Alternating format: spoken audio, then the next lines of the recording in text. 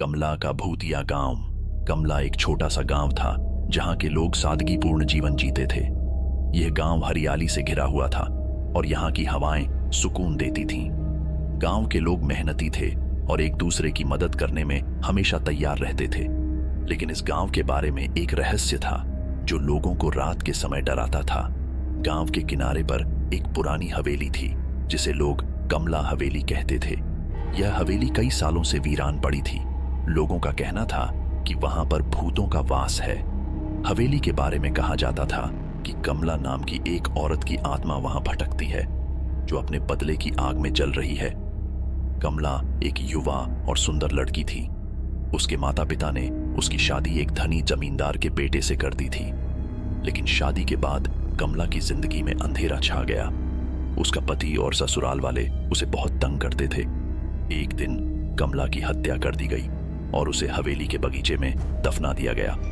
कमला की आत्मा ने शपथ ली कि वह अपने हत्या का बदला लेगी। हवेली में रात के समय चीखें सुनाई देने लगी और लोगों ने अजीबोगरीब घटनाएं देखी। हवेली के पास से गुजरने वाले लोग अचानक बेहोश हो जाते थे या फिर वहां पर कुछ समय बिताने के बाद पागल हो जाते थे। गांव के लोग इस हवेली से डरते थे। कोई भी वहां जाने की हिम्मत नहीं करता था। बच्चों को हवेली के पास जाने से मना किया जाता था। लेकिन एक दिन गांव के कुछ युवा लड़कों ने साहस जुटाकर हवेली में जाने का फैसला किया। रात का समय था जब वे लड़के हवेली के पास पहुंचे। हवेली का दरवाजा खुद ब खुद खुल गया और अंदर से ठंडी हवा का झोंका आया। लड़कों ने अपने अपने टॉर्च जलाए और अंदर कदम रखा। अंदर का माहौल बहुत ही डरावना था। हर कोने में अंधेरा और सन्नाटा था। लड़कों ने देखा कि एक कमरे में कुछ अजीब सी रोशनी थी। वे धीरे धीरे उस कमरे की ओर बढ़े।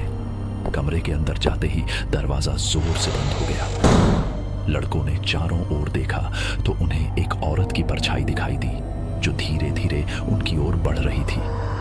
वे डर के मारे चिल्लाने लगे लेकिन उनकी आवाज बाहर नहीं जा रही थी। वह औरत कमला की आत्मा थी।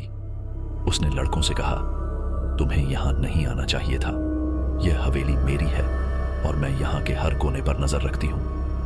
लड़कों ने हिम्मत जुटाकर पूछा, आप यहां क्यों हैं? आपकी आत्मा को शांति क्यों नहीं मिली? कमला ने अपनी पूरी कहानी सुनाई। उसने बताया कि किस तरह उसकी हत्या की गई और कैसे उसकी आत्मा ने बदला लेने की शपथ ली। उसने लड़कों से कहा कि उसकी आत्मा को शांति तभी मिलेगी जब उसके हत्यारों को सजा मिलेगी और उसकी आत्मा को सही सम्मान के साथ विदा किया जाएगा। लड़कों ने कमला की आत्मा की मदद करने का फैसला किया। उन्होंने गांव के बुजुर्गों से इस बारे में चर्चा की। गांव के लोगों ने मिलकर कमला के हथियारों को खोज निकाला और उन्हें सजा दिलाई।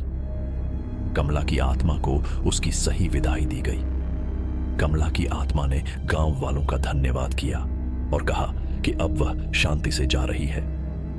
हवेली के पास अब कोई भूतिया गतिविधि नहीं होती थी और गांव के लोग अब बिना किसी डर के वहां जा सकते थे। कमला की हवेली अब एक मंदिर में बदल दी गई जहां लोग कमला की आत्मा को शांति देने के लिए प्रार्थना करते थे। गांव में अब कोई डर नहीं था और लोग खुशहाल जीवन जी रहे थे। कमला के गांव की यह कहानी एक सबक है कि अन्याय कभी छिप नहीं सकता और सच की जीत हमेशा होती है। कमला की आत्मा ने अपने बदले की आग को शांति में बदल दिया और गांव को एक नई शुरुआत दी। यह कहानी हमें यह सिखाती है कि सच्चाई और न्याय की राह पर चलने से आत्मा को शांति मिलती है और जीवन में सुख शांति का वास होता है।